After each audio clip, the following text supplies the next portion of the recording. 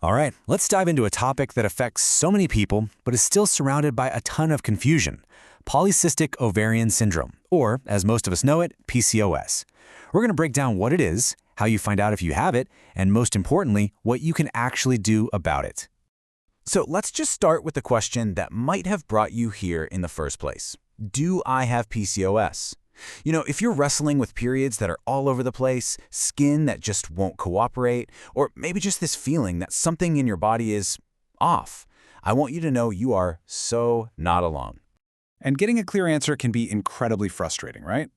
So many people get told things like, oh, you're just adjusting after coming off the pill. But what if the pill wasn't really the problem? What if it was actually just covering up the signs of PCOS that were there all along? Okay, let's really get into it. To understand how to move forward, we first have to get a solid grasp on what PCOS actually is. And that word syndrome, it's super important here. So, at its core, PCOS is a hormonal condition. But the key thing to remember is right there in the name. It's a syndrome. That means it's not one single thing. It's a collection of symptoms and signs that are all related. And despite the name, it is about so much more than just having cysts on your ovaries. So how does a doctor go from, maybe it's PCOS, to an actual diagnosis? Well, it's not just a guess. There's an official checklist they use, which thankfully makes the whole thing a lot less mysterious. Now, here's the part that is so crucial to understand, and a lot of people don't realize this. You don't actually have to have all the symptoms. To get an official diagnosis, you only need to meet 2 out of the 3 main criteria. That's a huge piece of the puzzle. And these are the big 3, known as the Rotterdam criteria. First up, irregular or even non-existent periods. This is a pretty clear signal that you're not ovulating regularly. Number 2, high androgens. You might hear these called male hormones, but really everyone has them. A blood test can spot this, or it can show up as things like persistent acne or unwanted hair growth. And number 3, seeing those polycystic ovaries on an ultrasound. Just remember, you only need 2 of these 3. All right, now let's get to the root cause, because this is where the light bulb really goes on for a lot of people. At its very heart, PCOS is a communication problem. It's like a bad phone connection between your brain and your ovaries. And believe it or not, this whole thing seems to start with a genetic quirk. A lot of people with PCOS are actually born with way more eggs than the average person. So, every month when the body's supposed to pick an egg to get ready for ovulation, a much bigger crowd shows up for the audition. Now, here's how it's supposed to work. Your brain sends out a very specific signal, a hormone called FSH. Its job is basically to point to one of those eggs in the crowd and say, hey, you, it's your turn, start growing. But with that huge crowd of eggs all vying for attention, that one signal from the brain gets spread way too thin. It gets diluted. It's kind of like trying to whisper to one person in a noisy, packed room. The message gets lost, and no single egg gets a strong enough signal to actually grow and ovulate. So they all just sort of get stuck. And this is what creates that classic image on an ultrasound.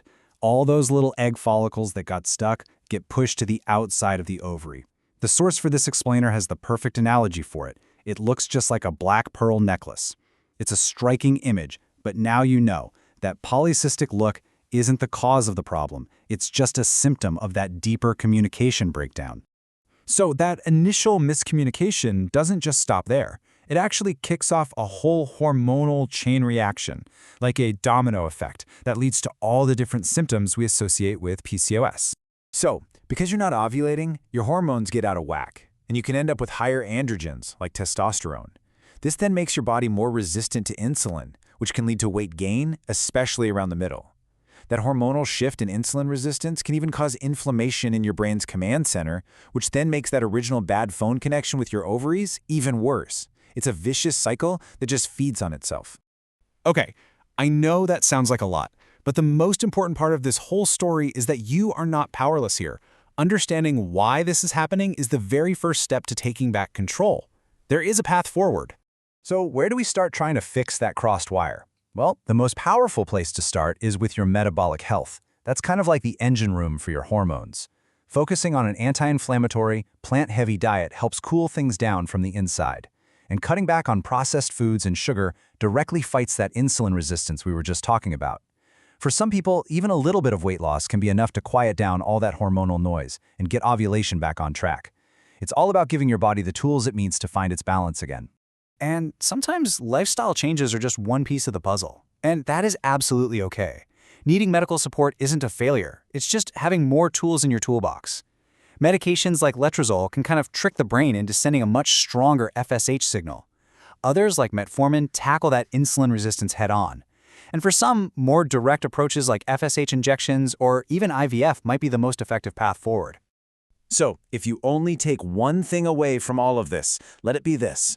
PCOS doesn't have to feel like a confusing mess of symptoms you just have to live with. Getting answers early and taking charge of your metabolic health really does put you back in the driver's seat. Your body isn't broken. It's communicating with you. All those symptoms, they're its way of telling you a story about what it needs. So the real question isn't just whether you're ready to listen, it's what are you going to do now that you know?